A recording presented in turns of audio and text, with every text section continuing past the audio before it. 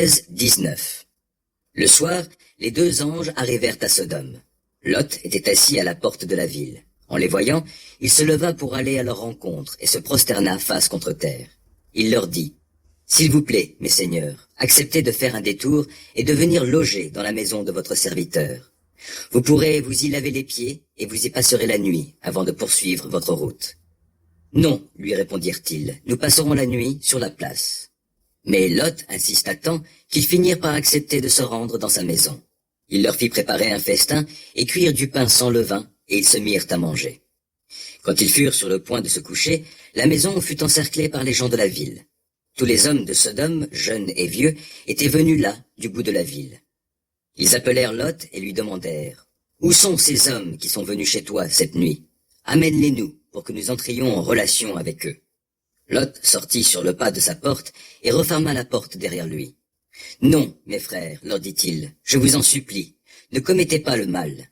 Écoutez, j'ai 2 filles qui sont encore vierges. Je vais vous les amener, vous leur ferez ce qui vous plaira, mais ne touchez pas ces hommes, puisqu'ils sont venus s'abriter sous mon toit. »« Ôte-toi de là, lui crièrent-ils. Puis ils ajoutèrent, « Voyez-moi cet individu. Il est venu ici comme étranger, et maintenant, il veut jouer au juge.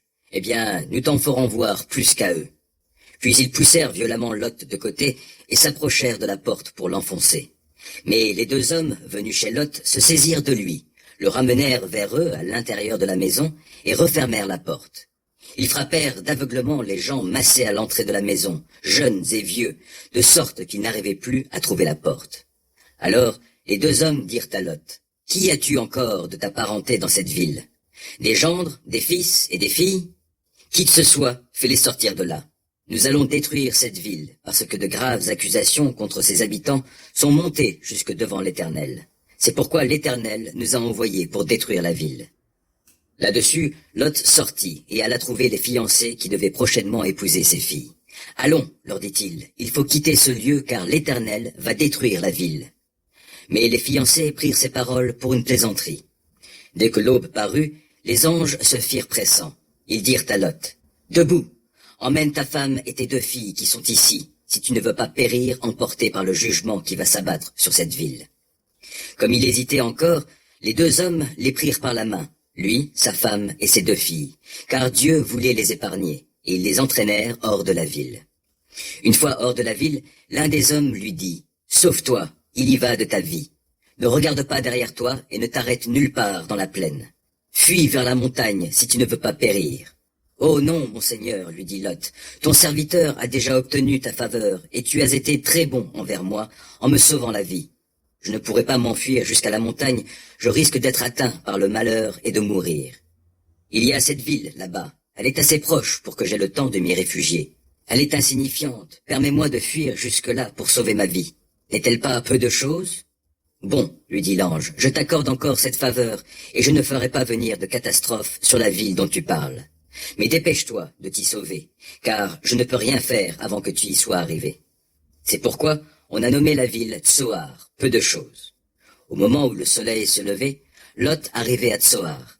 Alors l'Éternel fit tomber sur Sodome et sur Gomorrhe une pluie de soufre enflammée par un feu qui venait du ciel de l'Éternel. Il fit venir une catastrophe sur ces villes ainsi que sur toute la région. Toute la population de ces villes périt, ainsi que la végétation. La femme de Lot regarda derrière elle et fut changée en une statue de sel. Abraham se rendit de bon matin à l'endroit où il s'était tenu en présence de l'Éternel. Il porta son regard vers Sodome et Gomorrhe et vers toute la plaine environnante, et il vit s'élever de la terre une épaisse fumée, comme celle d'un immense brasier. Ainsi, lorsque Dieu détruisit les villes de la plaine, il n'oublia pas Abraham, et il fit échapper Lot à la catastrophe par laquelle il anéantit les villes où Lot avait habité. Par la suite, Lot quitta Tsoar, car il avait peur d'y demeurer, et il alla habiter avec ses 2 filles dans la montagne. Il s'installa avec elles dans une caverne. L'aîné dit à la cadette, « Notre père est déjà âgé, et il n'y a pas d'autre homme dans ce pays pour s'unir à nous selon l'usage de tout le monde. Allons, faisons-lui boire du vin et couchons avec lui pour lui donner une descendance. » Cette nuit-là, elles firent donc boire du vin à leur père, et l'aîné vint partager la couche de son père, qui ne se rendit compte de rien, ni quand elle se coucha, ni quand elle se leva. Le lendemain, l'aîné dit à la plus jeune, La nuit dernière, j'ai couché avec mon père. Enivrons-le encore ce soir, et tu iras partager son lit. Ainsi, nous lui donnerons une descendance. » Ce soir-là, elles firent donc encore boire du vin à leur père, et la cadette alla coucher avec lui, mais il ne s'aperçut ni quand elle se coucha, ni quand elle se leva. Les deux filles de Lot devinrent enceintes de leur père. L'aînée eut un fils qu'elle appela Moab, issu du père. C'est l'ancêtre des Moabites, qui existent encore aujourd'hui.